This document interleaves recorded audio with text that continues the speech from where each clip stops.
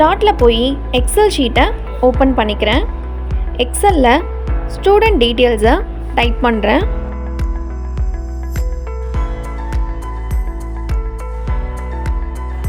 இந்த ஃபர்ஸ்ட் ரோவில் என்ன இருக்கோ அதே தான் நம்ம சாஃப்ட்வேரில் காட்டும்.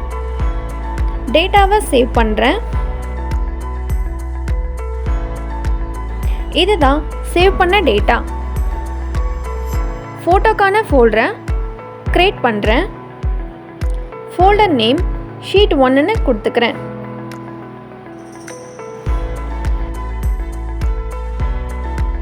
எக்ஸல் ஷீட்டில் இங்கே என்ன நேம் இருக்கோ அதுதான் ஃபோல்டரில் டைப் பண்ணணும்.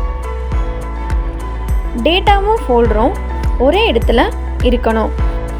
அதே போல் இங்கே இமேஜில் என்ன நேம் இருக்கோ அந்த நேம் தான் எக்ஸல் ஷீட்டில் டைப் பண்ணணும்.